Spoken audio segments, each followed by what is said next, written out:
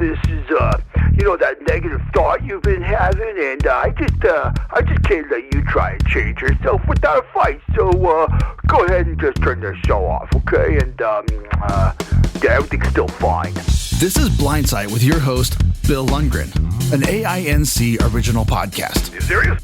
We're not holding back truth. We're here to help you heal and become the best you possible. Here's the chair. Here's the pillow. Here's Bill.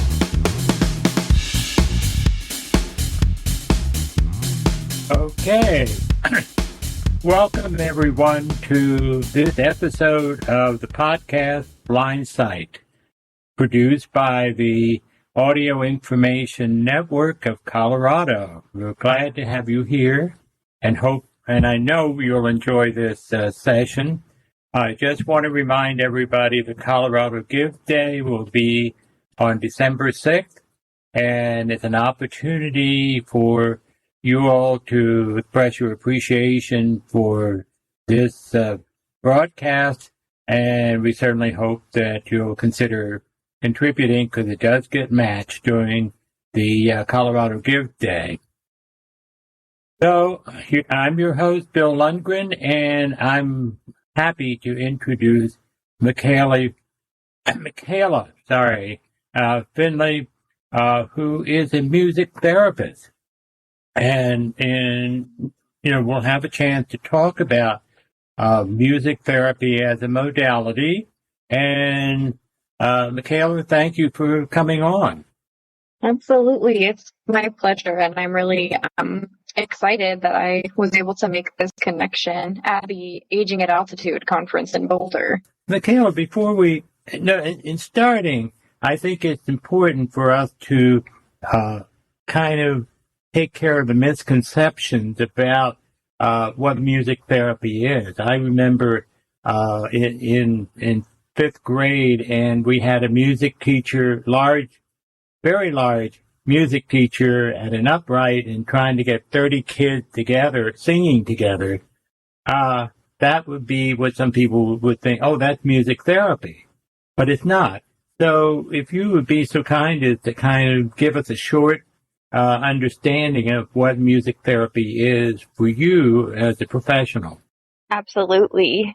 I think this is definitely a common thing that I hear when people ask what music therapy is. So, to give a very simple definition, music therapy is using a credentialed music therapist using music as a tool to address non-musical goals with a client. And the client can be any person of any age, of any ability, and they can have any type of music interest as well. Good. Well, how do you use it? How do I use it? Well, primarily, I work with folks who have dementia-related diagnoses. I work in a memory care center, and so a lot of my music therapy interventions are focused on goals related to the symptoms of dementia or the impacts on, emotional, psychological, physical well-being from dementia-related diagnoses. So for me, a lot of times, something that just out of the gate is really impactful and uplifting is sing-alongs, familiar music that they have listened to and enjoyed kind of in their prime a lot of times is what is the most vivid in their memory. And so that's one thing that... Like a favorite song from the past. Right. And something that they heard during a period of their life, maybe they were in high school, maybe they were a young adult, and they have significant memories attached. They can remember when the song was on the radio, and when they hear it, it takes them back to a time in their lives, and that kind of brings me into some of the other pieces of what music therapy can look like for this population. a lot of times sing-alongs, are seen as recreational music, and they are. And recreational music can be very therapeutic, particularly when client-preferred music is used. But there are so many other pieces to what that therapeutic process looks like. A couple examples of other interventions are song discussion and lyric analysis. So an example of that is that can be group or individual, but I'll choose a song from somewhere between the 40s and the 60s, and I'll play it and we'll sing it. Maybe I'll pass out percussion instruments, so they're participating in active music making. And then afterwards, we'll kind of pick apart and dissect the lyrics a little bit and have a conversation about what that means to us, what it reminds us of, elements of, sensory phrases in the song, things that help us to connect with it more. So song discussion and lyric analysis. And songwriting is another big one as a group. Sometimes we pick a topic and then we kind of brainstorm details. For example, a topic could be something that has a lot of memories attached to it, like Thanksgiving as a kid. And so then we'll go around the room and talk about traditions that we remember that our family had, or types of food that were our favorite, and work together as a team to construct phrases from prose into more, poetic structure, and then set it to music. I set up a lot of decisions for them, like, what should this sound like? Should we go up or down here? Should it be fast or slow? What's the general mood? And that's a really great social and emotional intervention. So that was a long-winded answer to your question, but there's just the short of it is there's just so many ways that music can be used as a tool for all populations, but for dementia care in particular. Is there any particular memory that you have in doing what you've been doing, where you've seen real breakthrough for a particular person? Let's say someone with dementia who has very little memory of anything, who through this process is having some insight and able to share with you and the group. Sure. Yeah, it happens a lot, actually. I think one of our, crutches, that has sort of a negative connotation, doesn't it? But one thing we really lean on a lot in our programming is reminiscing and tools for reminiscing, because it's not that everything is gone. It's just that some pieces are, and it takes more to access what is there.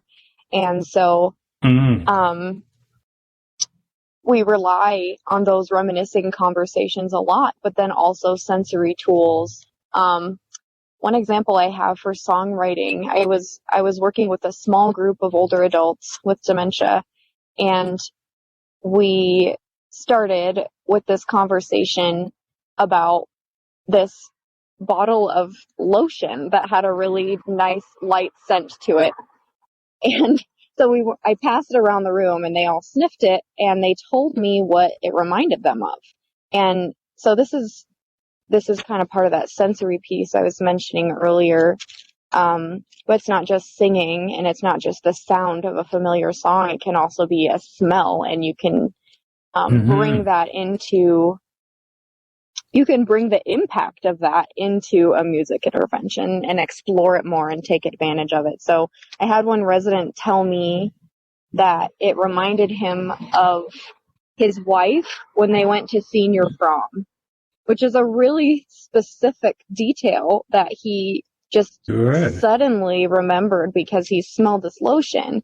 And so then we, had all of these different things that, different flowers and different memories, and prom with my wife and all these memories on our whiteboard.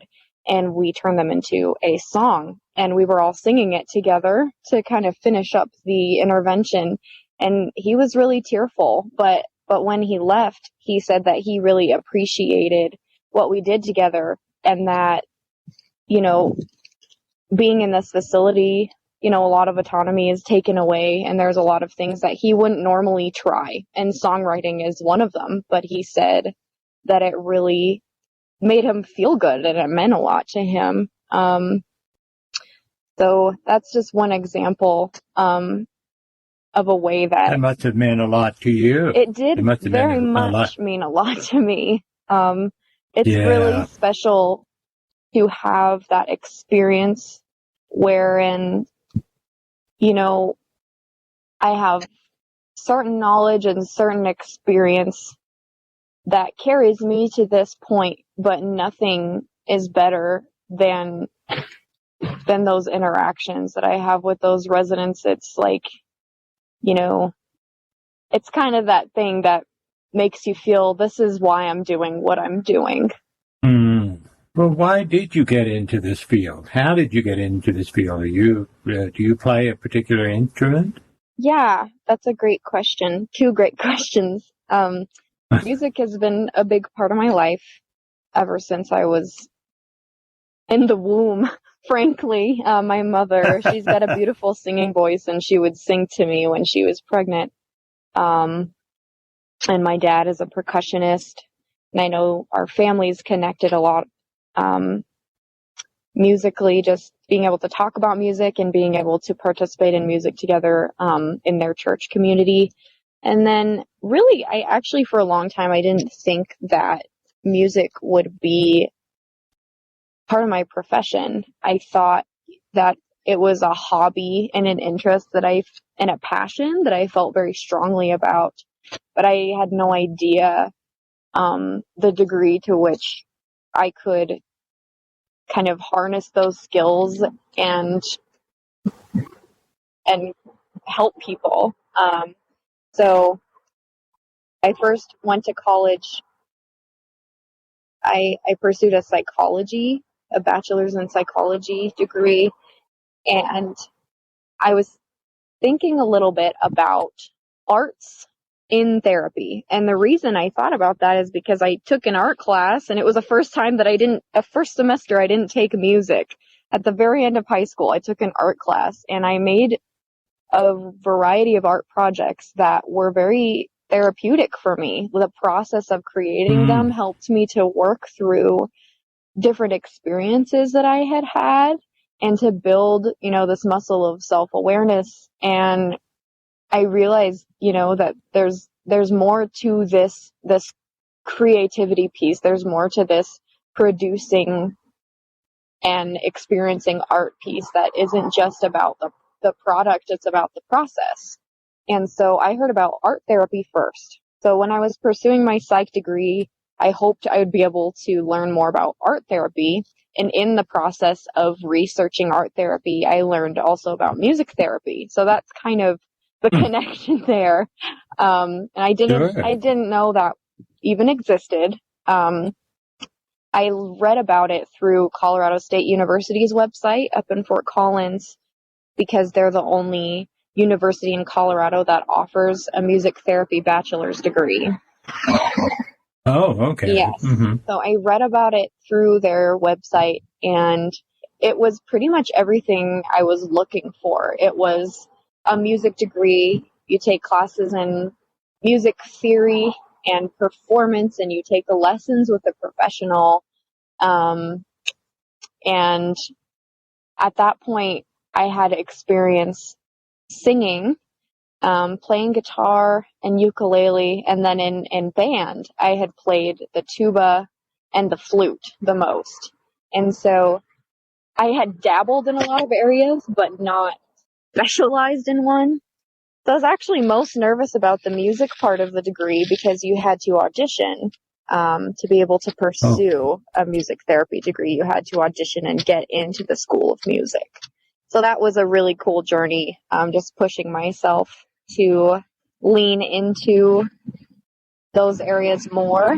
And once I started my classes, I really had such a variety of experiences in not only music, but psychology courses, physiology courses, A couple music therapy methods courses related to neuroscience and neurologic music therapy. I got to take neuroanatomy. It was pretty amazing. A really amazing combination of things. This sounds amazing because you were touching so many different fields in one academic pursuit. Absolutely. And psychology can be a little boring. But to be perfectly honest, having gone through all that, but to be able to bring it into something that you love doing, and is your primary instrument your voice, or the guitar, ukulele, or just any kind of instrument you can get your hands on? I would say that it's voice right now, voice and guitar. When I began my degree, I was very nervous because I didn't feel that I had a primary instrument, because I tried a lot of new things, but I didn't pour myself into one.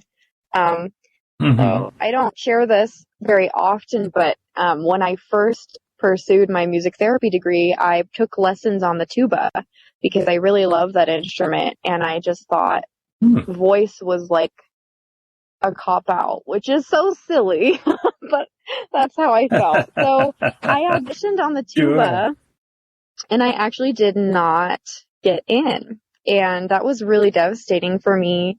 But I was on my own mental health journey, and I knew that I wanted this, and it meant a lot to me. So I then started training classical voice with a grad student, and I auditioned a couple semesters later for the vocal studio, and I did get in. And so I was able to take voice lessons for 2 years with a professional there. And that was it really helped me to connect with singing as a very valuable and valid primary instrument. Yeah. Yeah. One of the things I've heard, and I don't know how true it is, but for someone, for example, has a stroke, yes, and loses their ability to talk, teaching them to sing then leads to them being able to talk again. Is that, have I heard that right? It can. Yes, there are several music therapy interventions that are used in traumatic brain injury situations or with someone who has had a stroke to basically retrain the brain. And, it's rehabilitation, but it's also training the brain to compensate for what has been lost. So singing it's many things. It's motor, it's breath related, it's speech related, but the thing about singing itself is that it's processed in a different area of the brain.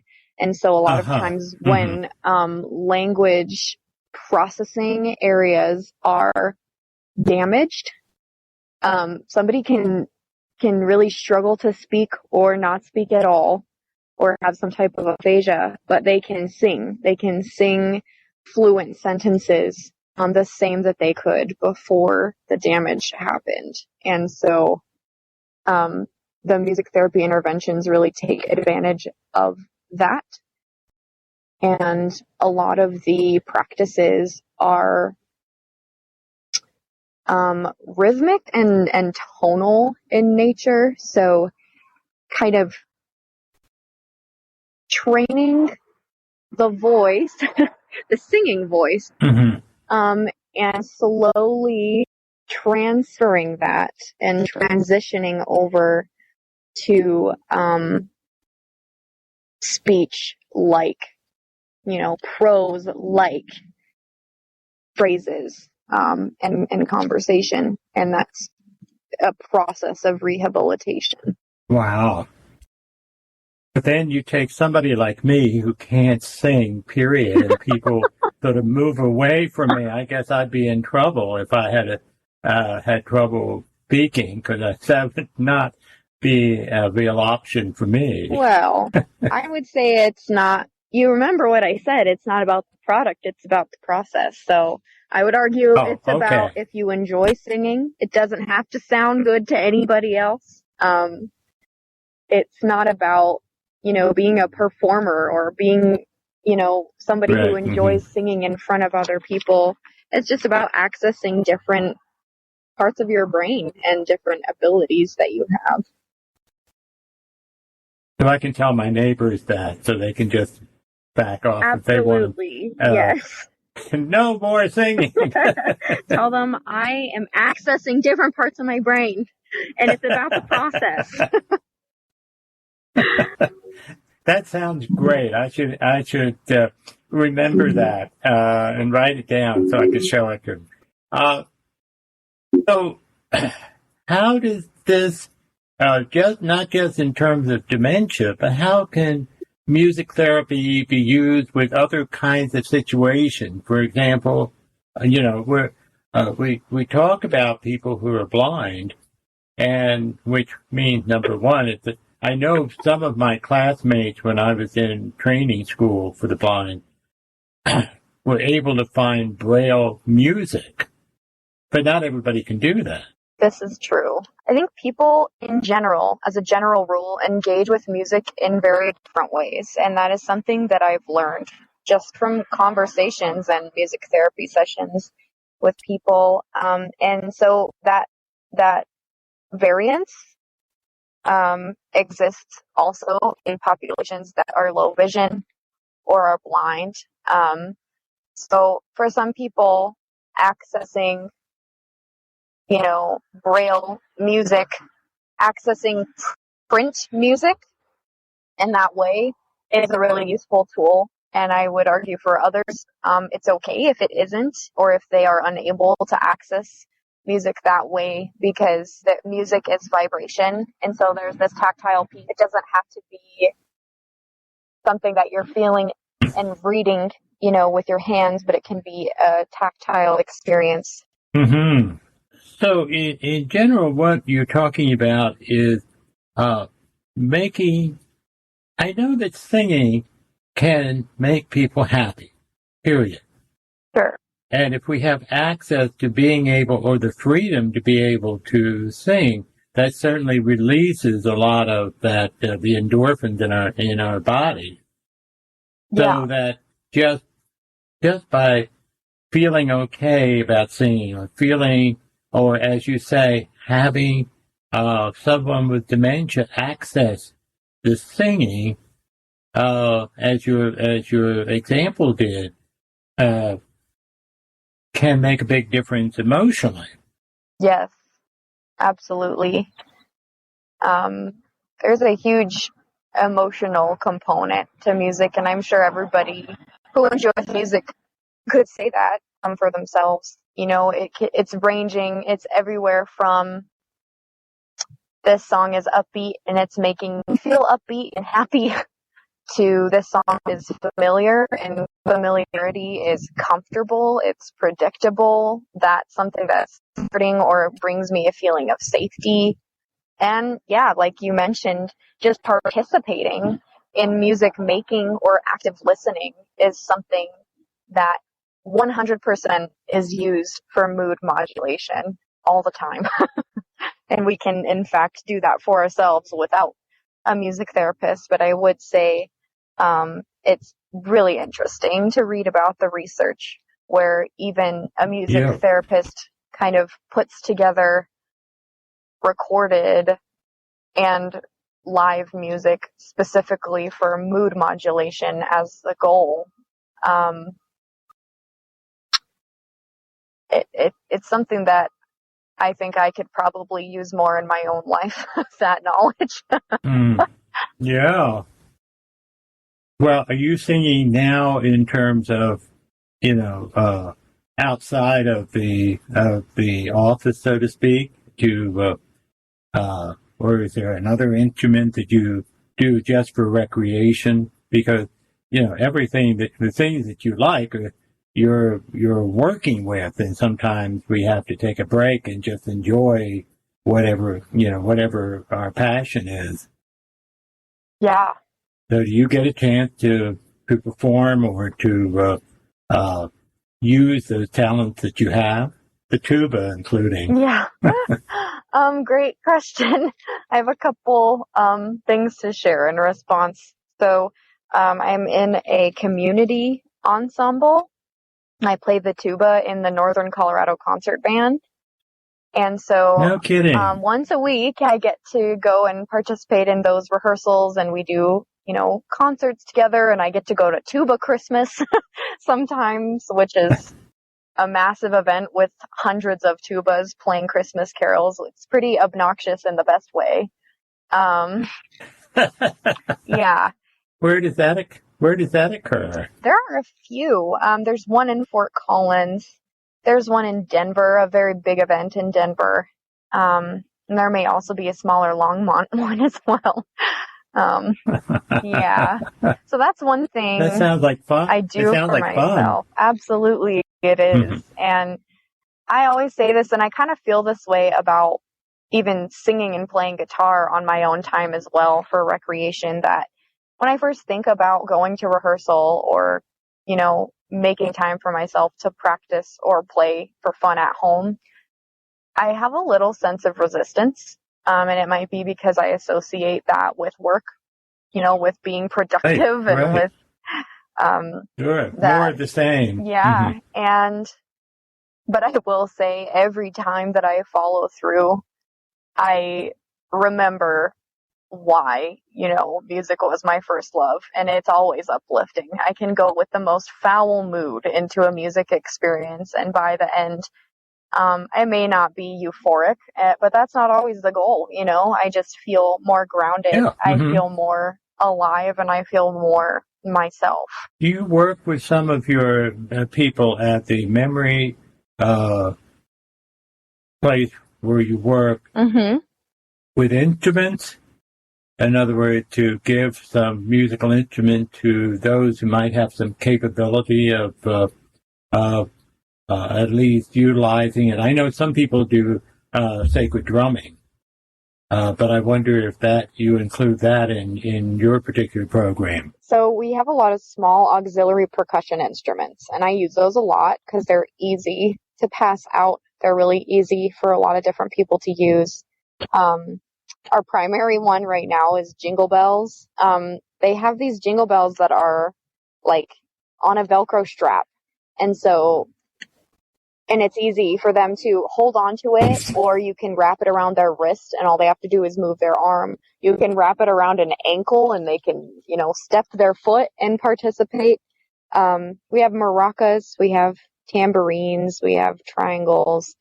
I'm working on building a collection of drums right now, hand drums. Because I'm the activity director here, so I don't get to always do music therapy, but I do everything I can to bring music therapy into our community because it's so valuable. So we're slowly building our instrument collection. We have a piano in our activity room, and quite a few residents have played the piano and really like to share that with the other residents or just play for themselves as well. It sounds like it's a noisy place to work. It depends, but I would say, yeah, most of the time. we like to have parties, so we're just, I think, loud and proud is what they call it. Oh, there you go. There you go. But the major thing is helping people, particularly someone with dementia, they can almost give up and it just slide into and reinforce that dementia and think, well, I'm of no use anymore, from a psychological standpoint. Yeah. And to be able to find those skills again and those memories again must have a tremendous impact. I completely agree. There are so many things to mention on this note, and I'll just say a few, but I think a lot of times, as I had mentioned before, when folks move into a secured facility, they lose a lot of autonomy. They lose a lot of their social connection. And a lot of times they'll have the tendency to experience agitation or to self-isolate. And that just perpetuates that cycle and has a really huge impact, not only on their mental health, but their physical health as well. And so participating in group music activities is a huge community builder. It creates this sense of, closeness, connection, and neighborly, and it's also very, invigorating. It's something that creates a lot of moments where people are more alert than I see them outside of musical experiences. And I've seen so many situations, which really just is the reason I do what I do, where people don't, they are participating in that self-isolation. And as their routine, it's habitual. They eat their meals and then they go back to bed. And some of them, they come to a music activity and there's a lot of intentional engagement and interaction with other residents and singing and playing instruments, and they hear some of their favorite songs. And you know what? The next day, they might not fully remember what happened, but they come back. And I've seen a lot of people come out of their shell, and I just think that structure that facilitates so many of those things that contribute to well-being is extremely valuable in this setting. And since they are accessing a different part of the brain, it may be a part of the brain that's less impaired than other parts, and so they're utilizing what they have rather than what they don't have. Absolutely. And I think the same thing for blindness, for people who experience a late onset of blindness, like macular. You get that feeling of giving up because anything's going to be a lot more work. But if they if they love music before and can find a way around the not being able to read sheet music as you suggested, then that can be, again, another sense of developing hope, which is the thing that we all need. I completely agree with that. And I think it's something probably everybody, generalized to everyone can take something away from that and find ways to, explore themselves a little bit. It's definitely vulnerable, right? It's vulnerable to put yourself out there, especially in a community. And maybe not have it, and fail for the moment, or at least struggle. Right. And none of us want to struggle. We want to be able to do it right away. No. Yeah. But what we're talking about then in terms of music therapy is really, it's bringing hope.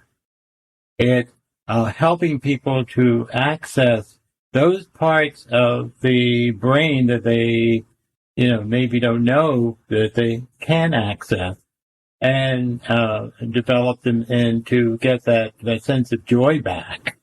Yeah. Which they may have lost. Yeah. It's definitely awakening. And then maybe they're more likely to experience joy, in other situations as well. That's one huge benefit of mood modulation. Right. So how long has music therapy been around? A long time. I think that music as medicine, as a concept, has been around for hundreds of years, really. Even before, they learned more about modern medicine, or maybe even especially before we've learned more about modern medicine. And now the two are, of course, starting to come together in the profession of music therapy. But, you think about, like you were talking about drumming, you think about different cultures using different instruments, using different rituals and singing. You think about bedside music at the end of life. You think about hymns, Gregorian chants. Mm-hmm. All of these things are tied to an experience, individual or group, that has some sort of goal, and music is the tool that they're using towards that goal. And I guess even the cavemen started by beating sticks on a rock or something to make music. So it's been around a long time. It's just finding different ways that it can really be productive for people, which is the part of what music therapy is. Yes. I'll throw this out there. The history is extremely interesting, and the American Music Therapy Association, their website, I believe it's musictherapy.org. They have so much information and education on what music therapy is and what how it's come to be and where it came from. And so I can share a couple more resources if you wanted to post them, but I'll just say that it's definitely worth, learning more about where it came from and where it is now, and kind of what the profession is moving towards as well. That's terrific. I appreciate that. I appreciate having you on and to explain music therapy and how valuable it can be, rather than something like I remember in the fifth grade. I never would have appreciated it. But thank you for being on, and I hope that we can keep in touch.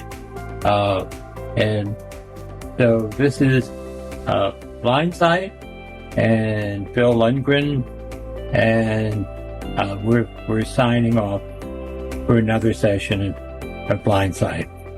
Thank you. Thank you.